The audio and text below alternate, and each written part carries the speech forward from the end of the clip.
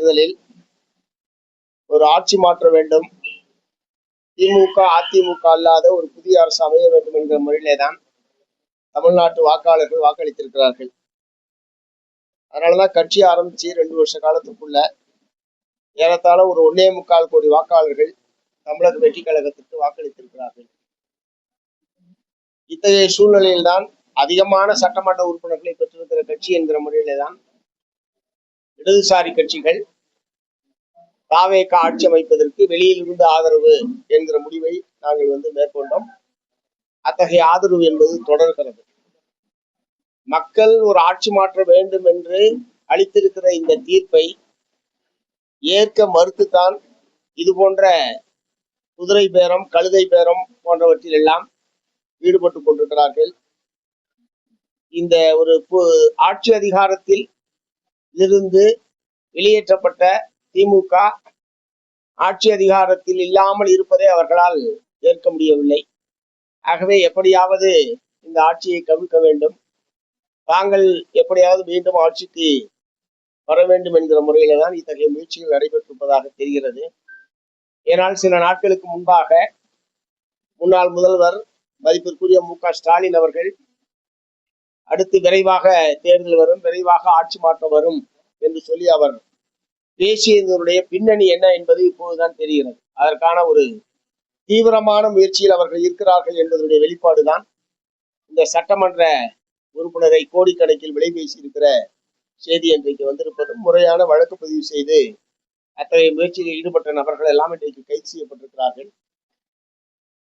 சட்டமன்ற உறுப்பினர்கள் தானாக விரும்பி ஒரு கட்சியில் சேருவது, இன்னொரு கட்சியில் மாறுவது என்பதெல்லாம் தமிழ்நாட்டில் சகஜமான விஷயம். இடதுசாரிகளை தவிர மற்ற கட்சிகள் ஒரு ஆளுங்கட்சியினுடைய மாறுகிற போது ஒரு கட்சியிலிருந்து இன்னொரு கட்சிக்கு போவது என்பதெல்லாம் நிறைய நடைபெற்றிருக்கிறது தமிழ்நாடு. அந்த முறையில் விரும்பி கட்சி மாறுவது, விரும்பி கட்சியில் சேருவது என்பது வேறு. ஆனால் இது போன்ற கோடிக்கணக்கான ரூபாய்க்கு விலை பேசி ஒருவரை வாங்குவது என்பதெல்லாம் நிச்சயமாக ஏற்றுக்கொள்ள முடியாத ஒரு விஷயம். ஆகவே அதில் யார் சம்பந்தப்பட்டிருந்தாலும் அவர்கள் மீது முறையாக வழக்கு பதிவு செய்து சட்டப்படியான தண்டனையை பெற்றுத் தருவதற்குரிய நடவடிக்கையை தமிழ்நாடு அரசாங்கம் மேற்கொள்ள வேண்டும் என்பதை நான் மார்க்சிஸ்ட் கம்யூனிஸ்ட் கட்சியின் சார்பில் வற்புறுத்த விரும்புகிறேன்.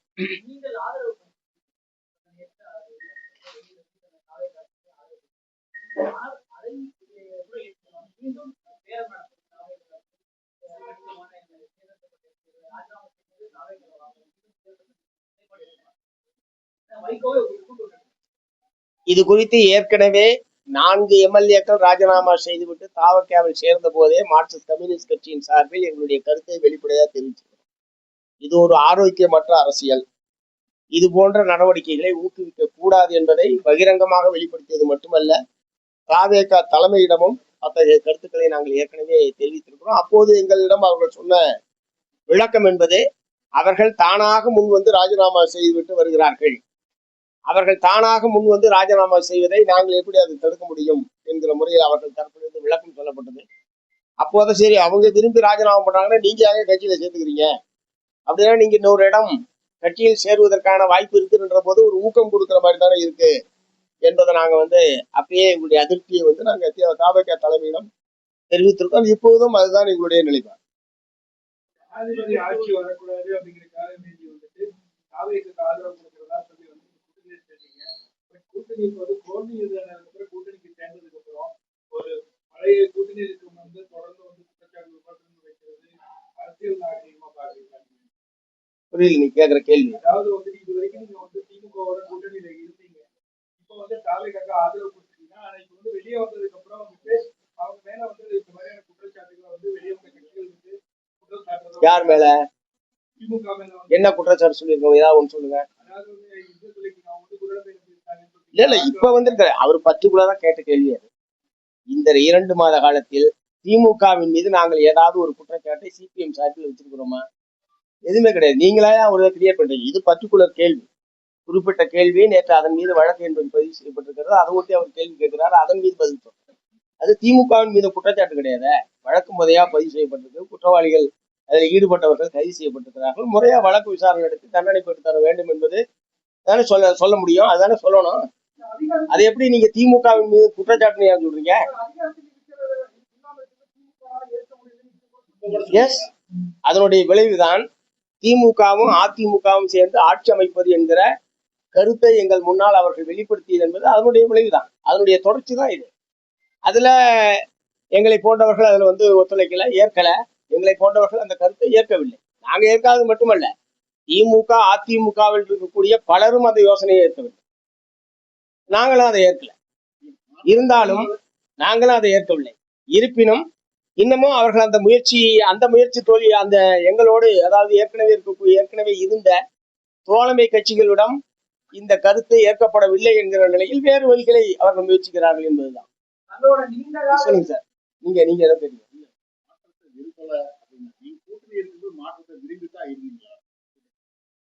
திமுக கூட்டணியில இருந்தீங்க, அப்ப இந்த மாற்றத்தை இவங்க விரும்பலன்னா நீங்களும் அதை விரும்பலதான். தேர்தல் முடிவை பத்தி தான் சார் சொல்றேன். என்ன கேள்வியே பிரியம் சார், தேர்தல் முடிவு என்ன, அதை ஒட்டி தான் அந்த கருத்து சொல்றோம்.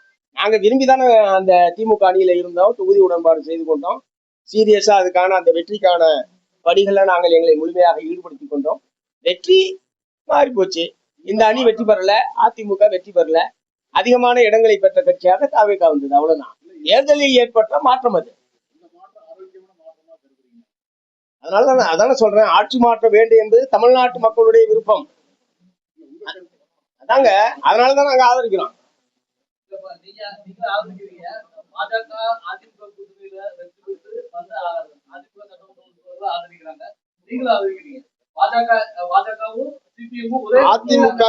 அதிமுக சட்டமன்ற உறுப்பினர்கள் ஆதரிக்கலாம். அவங்க ராஜினாமா பண்ணிட்டு அந்த கட்சியில எடுத்திருக்காங்க சார். நாங்க அந்த முடிவை எடுக்கிற போது அந்த மாதிரி பிரச்சனை எல்லாம் கிடையாது. கேளுங்க, அவையில் கேளுங்க, அதிமுக கட்சிக்குள் இருக்கக்கூடிய உட்கட்சி பூசல் காரணமாக அவர்கள் அந்த மாதிரி நம்பிக்கை கோரும் தீர்மானத்தன்று அந்த மாதிரியான ஒரு நடவடிக்கையில் ஆதரவு என்கிறதை வெளிப்படுத்தினார். அதற்கு பிறகு திரும்ப அவங்க ஒன்னா சேர்ந்துறாங்க. இப்ப 2 நாளா திரும்ப பிரிகிறாங்கன்னு வருது. அது அதிமுகவுடைய உட்கட்சி பூசல்ல இருந்து ஏற்பட்டதை தவிர இந்த ஆட்சியை ஆதரிக்க வேண்டும் என்கிற முறையில் அவங்க ஆதரிச்சது இல்லை. நாங்க முடிவெடுத்தது என்னைக்கு? மே மாசம் 8ஆம் தேதி. இப்ப நம்ம என்னைக்கு பேசிட்டு இருக்கோம்? அதுக்கடையில இந்த 50 நாட்கள்ல எத்தனையோ மாறுதல்கள் ஒவ்வொரு கட்சியிலும் ஏற்பட்டு கொண்டிருக்கு. எங்களை பொறுத்தவரை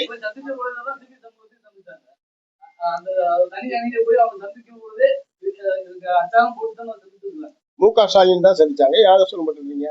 மு.க. ஸ்டாலின் சார், நான் கேட்கறது சொல்லுங்க சார். திரு மு.க. ஸ்டாலின் அவர்களையும் போய் சந்திச்சார்ல. ஏங்க, நான் கேட்கறது நீங்க பதில் சொல்ல மாட்டேங்கிறீங்க சார். அப்பயே நான் கருத்து சொல்லியிருக்கேன். இவரை பார்த்ததுல எடப்பாடி அவர்களையும் அவர் சந்தித்திருக்க வேண்டும். எல்லா கட்சி தலைவர்களையும் சந்திப்பதுதான் நோக்கம் என்று சொன்னால் இது திரு எடப்பாடி அவர்களையும் அவர் சந்தித்திருக்க வேண்டும் என்பதுதான் அப்பவே நாங்க சொல்லியிருக்கோம். ஆனா அதுக்கு அவங்க தரப்புல இருந்து சொன்னது, நாங்க அப்பாயின்மெண்ட் கேட்டோம், அவங்க அப்பாயின்மெண்ட் தரலன்ற மாதிரி அவங்க தரப்புல இருந்து தகவல் சொன்னாங்க. அதாவது தாவேகா தரப்புல. அவ்வளவுதான். அதுல அவரையும் சந்திச்சிருக்கலாம், அதுல எல்லாம் ஒரு பெரிய பிரச்சனை.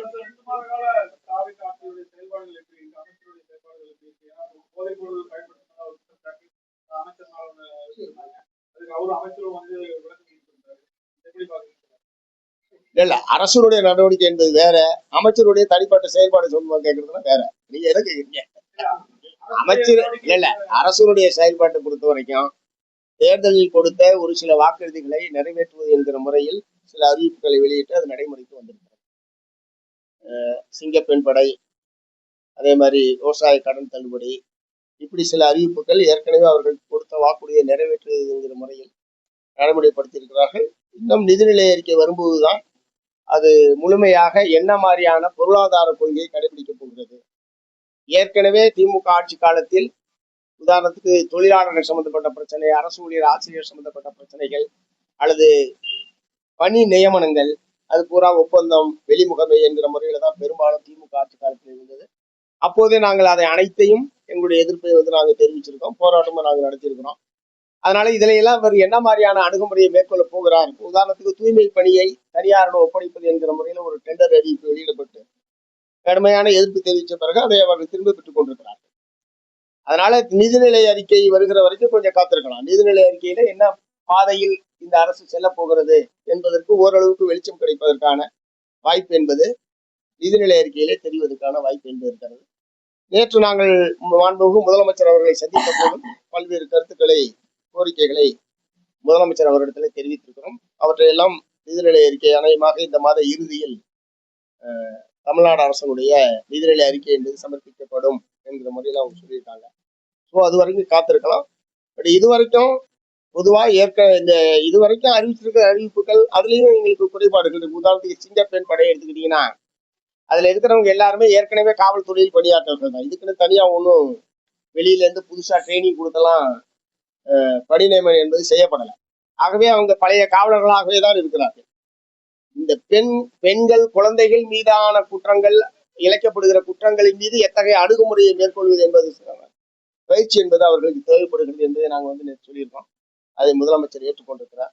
இந்த மாதிரி பல விஷயங்கள் நேற்று ஒரு நீண்ட நேரம், ஒரு அரை மணி நேரத்துக்கு மேலாக முதலமைச்சரோடு தமிழ்நாட்டில் இருக்கக்கூடிய பல்வேறு பிரச்சனை சொல்றதா பேசியிருக்கோம். இப்போ மேகதாட்டுல நடுவர் மன்றம், புதிதாக ஒரு நடுவர் மன்றம் என்பதிலே எங்களுக்கு ஏற்புள்ள அதை சொல்லியிருக்கோம். அது உண்மையிலேயே அரசின் தரப்பில் நியாயமான இதாக கூட உங்களுக்கு இருக்கலாம். பட் ஒரு கருத்தொற்றுமையை ஏற்படுத்துவதற்கான முயற்சியை தமிழ்நாடு அரசாங்க தரப்பிலிருந்து மேற்கொண்டிருக்க வேண்டும். எடுத்த எடுப்புல சட்டமன்றத்துல நீங்க அந்த மாதிரி தீர்மானம் கொண்டு வந்தது ஒரு எதிரும் புதிருமான நிலைமையை தமிழ்நாட்டில் ஏற்பட்டிருக்கு. காவிரி போன்ற பிரச்சனைகளில் இதுவரைக்கும் அப்படி ஒரு நிலைமை தமிழ்நாட்டில் ஏற்பட்டது. ஏன்னா அதற்கு முன்பாகவே அனைத்து கட்சி கூட்டம், அனைத்து விவசாய சங்க கூட்டம் கேட்டு எல்லாருடைய கருத்தை உள்வாங்கி ஒரு பொது கருத்தை உருவாக்குவது என்கிற அணுகுமுறை தான் இவ்வளவு காலமும் தமிழ்நாட்டிலே இருந்திருக்கிறது. இந்த முறைதான் திடீர்னு எதிர்கட்சி தலைவர் ஒரு திருத்தத்தை கொடுக்க முதலமைச்சர் உடனே அதை ஏற்றுக்கொள்கிறோம் என்று சொல்ல அதை ஒட்டி வாத பிரதிவாதங்கள் என்பது தமிழ்நாட்டில் நடைபெற்று நேற்று சொல்லியிருக்கோம். திரும்பவும் அரசின் தரப்பில் எந்த அடிப்படையில் நீங்கள் ஏற்றுக்கொண்டோ அந்த நியாயத்தை நீங்கள் விளக்குங்கள். ஏன் நடுவர் மன்றம் வேண்டாம் என்பதற்கான கருத்துக்களை அனைத்து கட்சி தலைவர்கள், விவசாய சங்க தலைவர்கள் சொல்லிட்டு ஒரு பொது கருத்தை, ஒரு கருத்தொற்றுமையை ஏற்படுத்துவதற்கான முயற்சி அரசு தரப்பிலிருந்து வேண்டும் என்பதை சொல்லியிருக்கோம். அநேகமாக விரைவில் அந்த கூட்டத்தை அவங்க நடத்துவாங்க.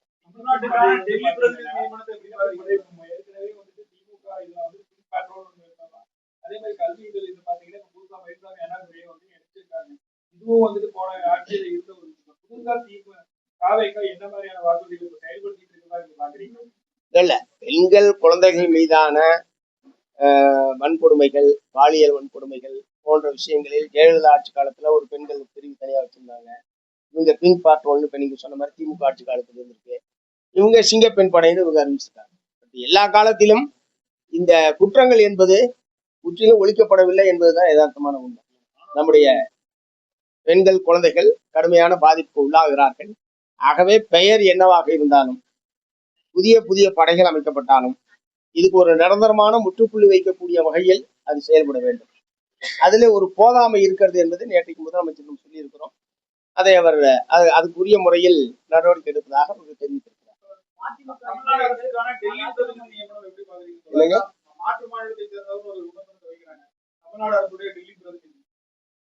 அதாவது முதல்ல ஊடகத்துல பூரா அவர் கர்நாடகக்காரர்னு வந்தது. அப்புறம் அமைச்சர் நிர்மல்குமார் அவர் ஆந்திராக்காரர்னு சொல்லி சொன்னாரு. ஆனா ஒரிஜினலா முகவரி அவங்க கொடுத்திருக்கிறது என்பது கோட்டூர் போறதை கொடுத்திருக்காங்க. டெல்லி பிரதிநிதியை பொறுத்த வரைக்கும் அவங்க முதலமைச்சர் சார்பில் அவர் டெல்லியில அவர் பிரதிநிதித்துவப்படுத்துகிறார் என்பதுதான். அதனால அவருக்கு நம்பிக்கையான ஒரு நபர் என்கிற முறையில் அவரை தேர்வு செய்திருக்கிறார். மற்றபடி அது முதலமைச்சருடைய தனிப்பட்ட அதிகாரம் தான். அந்த முறையில அது பாக்குறமே தவிர அதுல ஒன்றும் பெரிய கருத்து சொல்றதுக்கான இது இல்லை.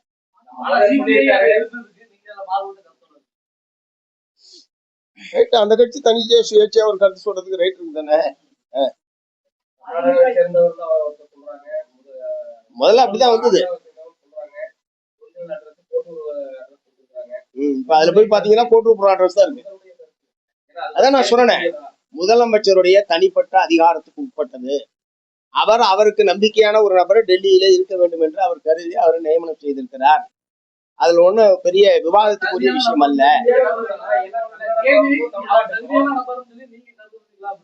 இல்ல அவர் தகுதியான, அவருடைய தகுதியை பற்றி எனக்கு தெரியாதுங்க. அவரு ஒரு சினிமா தயாரிப்பாளர் என்கிற முறையில தான் வெளியில அவருக்கு தெரியும். மற்றபடி அதற்கு மேற்கொண்டு அவர் என்னன்றதை அவங்க தான் சொல்லணும்.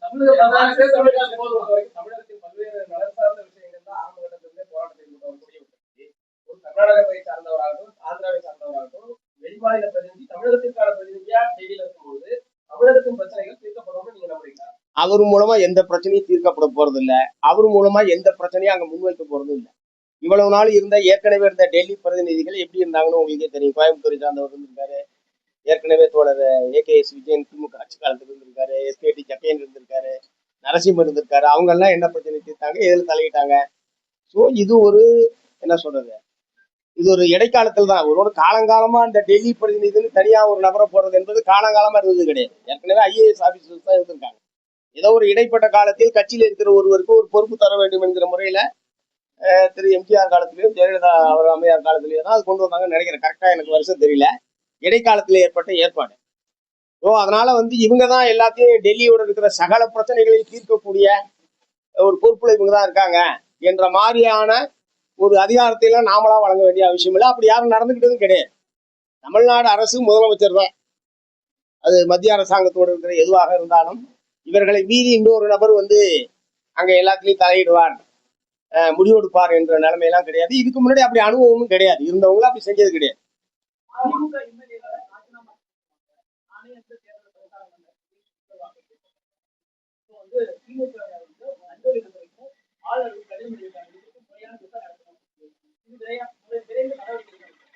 இல்லையா, அடுத்த நாள் திரு வைகோ அவர்கள் அதை நான் அப்படி சொல்றேன்னு சொல்லி மறுத்திருக்காரு. ஏன்னா அங்க என்ன ஊடக நண்பர்கள் தான், அங்க இருக்கிற ஊடக நண்பர்கள் அவங்கள்ட்ட தான் அது வெளியே வந்தது. மறுநாளே திரு வைகோ அவர்கள் அதை மறுத்திருக்காங்க. நான் அப்படி சொல்லவில்லை, நேரம் இருந்தால் பிரச்சாரத்தை வருகிறேன் என்று சொன்னார் என்ற முறையில திரு வைகோ அவர்கள் மறுத்திருக்கிற நிலையில் அதன் மீது இப்போது கருத்து சொல்றது பொருத்தமா இருக்கு.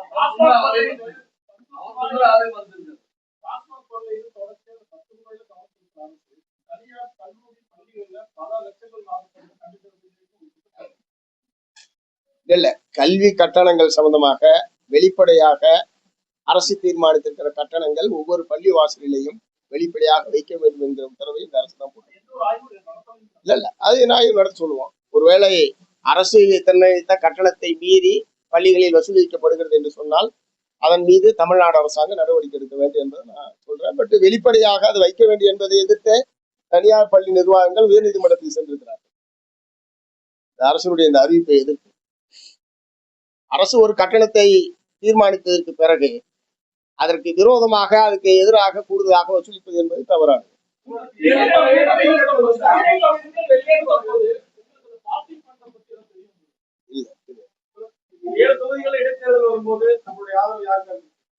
இல்ல, நாங்க தேர்தலை பற்றி எல்லாம் ஒண்ணு யோசிக்கலீங்க.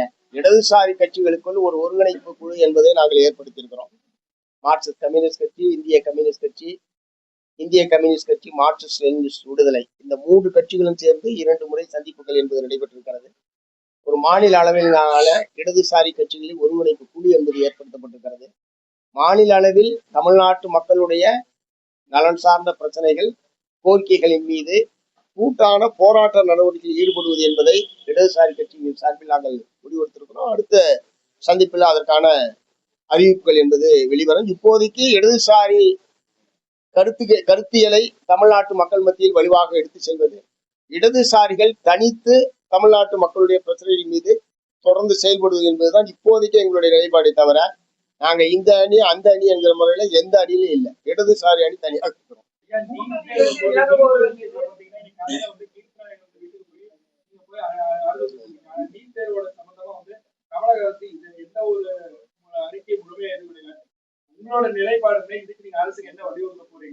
இல்ல, தமிழ்நாட்டுக்கு நீட் தேர்விலிருந்து விதிவிலக்கு அளிக்க வேண்டும் என்பது தமிழ்நாட்டில் இருக்கக்கூடிய அனைத்து கட்சிகளுடைய பொறுப்பு. இதுல வேற யாரும் மாறுபட்டு எந்த விதமான நிலைப்பாடு மேற்கொள்ளவில்லை. இதை தொடர்ந்து நாங்க வற்புறுத்திட்டு இருக்கிறோம். தொடர்ந்து பல்வேறு கூட்டு போராட்டங்கள் என்பது நடைபெற்றிருக்கிறது. இப்போதும் அதுதான் நாங்க வற்புறுத்தணும். எல்லாருமே அதுதான் வற்புறுத்தி வருகிறோம். தமிழ்நாட்டிற்கு நீட் தேர்விலிருந்து விதிவிலக்கு அளிக்க வேண்டும் என்பதுதான் தாவேக்காவும் அதுதான் சொல்லியிருக்காங்க.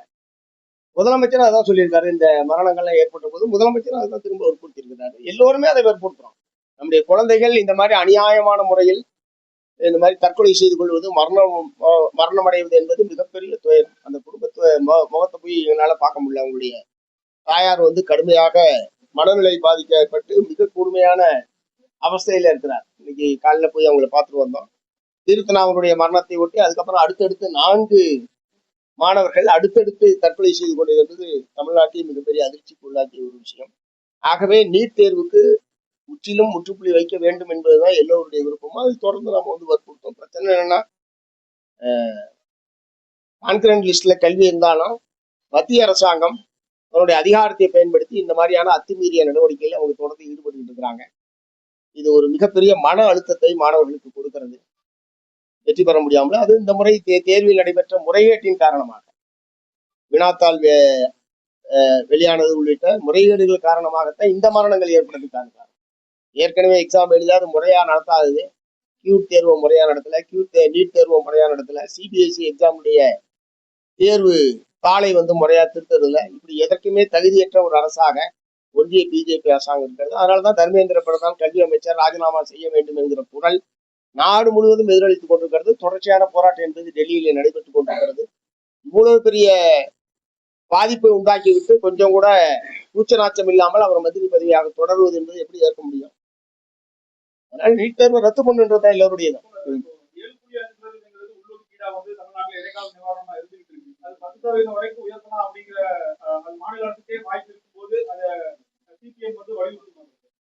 இல்ல அதுக்கான சட்டப்படியான வாய்ப்பு இருக்குன்னா அதை வற்புறுத்தும். 7.5% வந்ததுனாலதான் ஓரளவுக்காவது தமிழ்நாட்டு மாணவர்கள் அந்த இடம் கிடைக்கக்கூடிய ஒரு நிலைமை என்பது ஏற்பட்டது. அதனால 10% உயர்த்துவதற்கு சட்டப்படி எந்த விதமான தடையும் இல்லை, பிரச்சனை இல்லைன்னா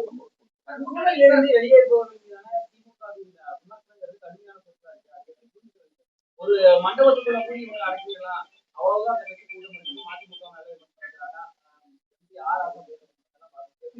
வெளியில வந்துட்டாங்கன்னா அவங்களால இவ்வளவு காலம் கூட பயணிக்க கடுமையான சொற்களா இல்ல.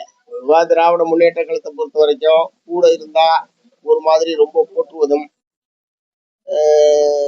வெளியேறிட்டா அவதூறு பரப்புவது, கடுமையான சொற்களை பயன்படுத்துவது என்பது இப்போது புதிதாக வந்திருக்கிற விஷயம் கிடையாது.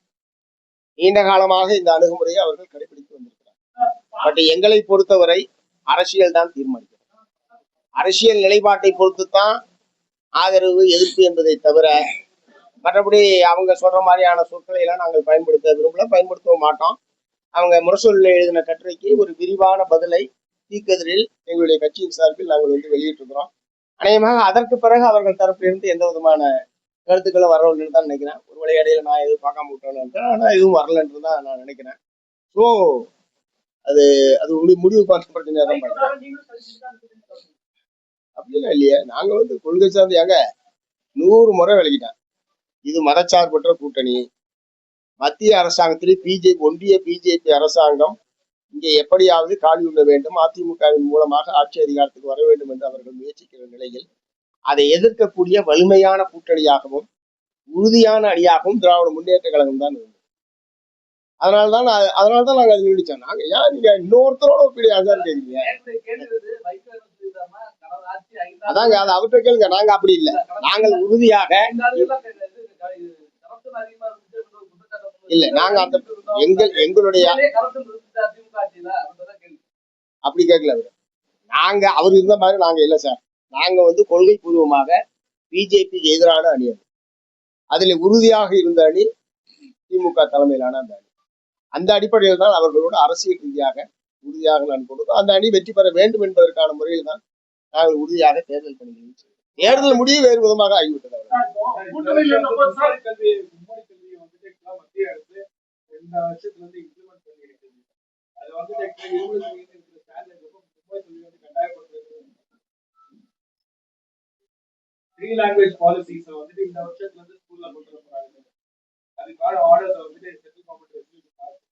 இல்ல இங்க வந்தா மும்மொழி கொள்கை என்பது தமிழ்நாடு ஏற்றுக்கிற பிரச்சனை இல்லை. இருமொழி கொள்கை என்பதுதான் இங்கே நடைமுறையில் இருந்து கொண்டிருக்கிறது. இருமொழி கொள்கை தொடர வேண்டும் என்பதுதான் நம்ம ஒரு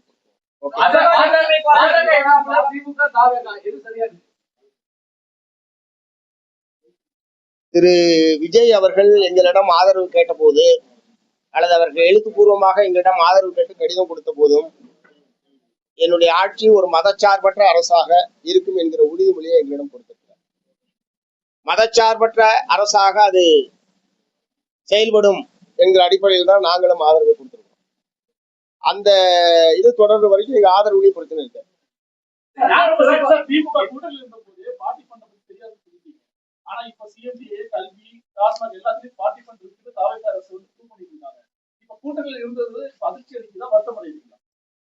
எதுவுமே நான் பண்ணல, ஆகல, எதுவுமே ஆகல சார். அது ஒரு ஆளுங்கட்சி எதிர்கட்சி மாறி மாறி ஆட்சிக்கு வருகிற போது, கடந்த காலத்தில் இந்த அதிமுக இல்லாம திமுக வந்த போது இந்த மாதிரியான குற்றச்சாட்டுகள், எதிர் குற்றச்சாட்டுகள் இப்படிலாம் நிறைய வந்திருக்கு. பட் எல்லாமே நிரூபிக்கப்படணும். அவ்வளவுதான். எங்களுக்கு வந்து டாஸ்மாகோட பார்ட்டி பண்ற வந்து ஜீவோ போட்டிருக்காங்க. நிரூபிக்கப்படலைன்னு நினைக்கிறீங்களா? நிரூபிக்கப்படணும் சார். அதாவது ஊடகங்கள்ல வரக்கூடிய செய்திகளுக்கு பூராத்துக்கும் இல்ல ஜீவோ போட்டிருக்காங்க. என்னன்னு டாஸ்மாகோட பார்ட்டி பண்ற வந்து கவர்மெண்டோட நிதியில போட்டிருக்காங்க. இல்ல அந்த மாதிரி பலது அவங்க சொல்லியிருக்காங்க. இந்த மாதிரி பலது சொல்லியிருக்காங்க. அதாவது வேறு வேறு இடங்களுக்கு சென்ற அதெல்லாம் வந்து அரசுடைய கஜானாவுக்கு வரும் அப்படின்னு பொதுவா அவங்க சொல்லியிருக்காங்க. அதான் கேக்குறேன். அது இது வந்தா கொண்டு வரலாமா சார்? அப்படி கொண்டு வரலாமா? டாஸ்மாக்ல வரக்கூடிய பார்ட்டி கொண்டு அரசுக்கு தீர்ப்பு விட்டுதுன்னு சொல்றாரு. அது சரியா முறையா? இல்ல ஏன் பார்ட்டிக்கு போகணுன்றீங்களா? இல்ல நான் பார்ட்டி பண்ண இல்ல நீங்க சொல்லுங்க. பார்ட்டி போயிட்டு பார்ட்டி பண்றது இல்ல சார், நேர்மையான ஆட்சி நடைபெற வேண்டும் என்பதுதான் மக்களுடைய விருப்பம். எந்த ஆட்சியாக இருந்தாலும் அப்படி ஏதாவது தவறுகள் நடந்திருந்தால் அவங்க முறையா விசாரணை நடத்தி நடவடிக்கை தான் எடுக்கணும். அதான புதிய ஒரு ஆட்சி வந்திருக்கு, முறையா விசாரணை நடத்தி நடவடிக்கை எடுக்கணும். அதுதான் நம்ம வந்து வற்புறுத்த முடியுமே தவிர அதுக்கெல்லாம் ஆதார ஆவணங்களை தேடி இது உண்மை இது பொய் அப்படின்னு சொல்லி ஒரு உறுதியான முறையில் இப்போது பதில் சொல்ற இடத்துல நான் இல்லை. பார்ட்டி பந்து கொடுத்தவங்க மேலே நடவடிக்கை எடுத்துக்கணும், வாங்கினவங்க மேலே நடவடிக்கை எடுத்துக்கணும். அதை விட்டுட்டு அந்த பார்ட்டி பந்தை வந்து அரசு கஜானாக்கு கொண்டு வருவது அப்படின்றது லஞ்சத்தை நேரடியா அரசுக்கு கொண்டு வருவதுதான் கணக்கு. சொல்லுங்க சார். அணுக்கழிவு திருமணத்துக்கு ஓராண்டுக்கு ஆதரவளிக்க இல்ல அது ரொம்ப தவறு சார். அந்த அணு கனிம சுரங்கத்திற்கு அந்த அனுமதியை நீட்டிருப்பது என்பது ரொம்ப ரொம்ப தவறானது. கன்னியாகுமரி மாவட்டம் ஏற்கனவே கனிம வள கொள்ளையினால் கடுமையாக பாதிக்கப்பட்டிருக்கிற ஒரு மாவட்டம்.